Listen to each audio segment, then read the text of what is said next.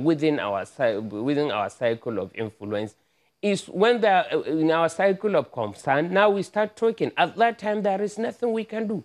So I think the media has a role to please take up this issue, look at this act, dissect it from section 1 to the last section, so that Nigerians can be able to see the selfishness of the National Assembly, the unpatriotism of passing that act, because it is not done in the interest of Nigeria. It is done purely to serve the interests of some few of them, which I think the president as a statesman cannot assent to such a bill. And I commend him for not doing that.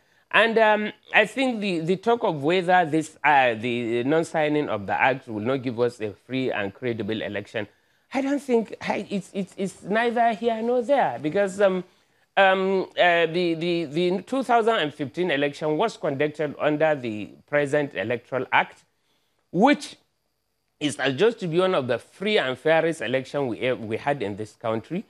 And we should continue now to also, let's conduct, and the preparation for the 2019 elections so far has been done in accordance with Electoral Act 2010 as amended. So why now, some days to the election, now you want us to change the rules of the game? I don't think it's logical.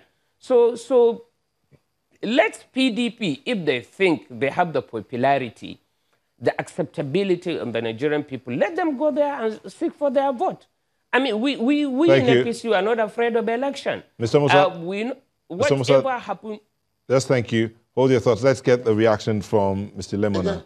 Again, we cannot and we simply must not accept these sorts of explanations that are designed to detract from the fundamental issues and to deceive the Nigerian people. We have a responsibility to ensure that we don't accept that. And I'll begin to discharge that responsibility. One, for anybody to come and say that in a country where we're looking to include more people in the electoral process, in the political process, and remove financial stumbling blocks so that people of my generation, people of Mr. Musa's generation, don't have to bear with a lot of the financial burden of participating in the electoral process, that is selfish and anti-democratic.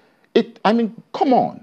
It doesn't, the National Assembly does not stipulate fees that political parties should charge candidates for forms and what have you. It places a cap and says, charge whatever you like, but don't go above this level. The National Assembly does not determine how much candidates should spend. It says, spend what you like, but don't go above this level. The design is so that people who are financially, who offer competence, who offer skills, who offer capacity, but who do not necessarily have the financial muscle, are able to come to the table and offer that to Nigerian people and get elected. That's what it offers. For anybody to say that that is undemocratic and unconstitutional is shocking. It's really shocking. We have argued about the Not Too Young to Run bill. Thankfully, this National Assembly has passed it and has reduced the ages of requirement to run for office. But everybody realizes, and if you look at the crisis that has trailed the APC, everybody realizes that there are issues that relate to godfatherism and to financial expenditure that young people simply do not have the muster to bring to the electoral table. So when Mr. Musa and the APC say that setting caps to enable electoral inclusion is anti-democratic, what they're actually telling to our generation is that we're not welcome to the table. He just talked, you mentioned only one thing about the charges. I can take another. No. He talked about also the National Assembly putting themselves as micromanagers of the political party. How? Section 25 of that. That's what I just addressed, when they stipulated fees, when they stipulated a cap for fees. What about the issue of delegates?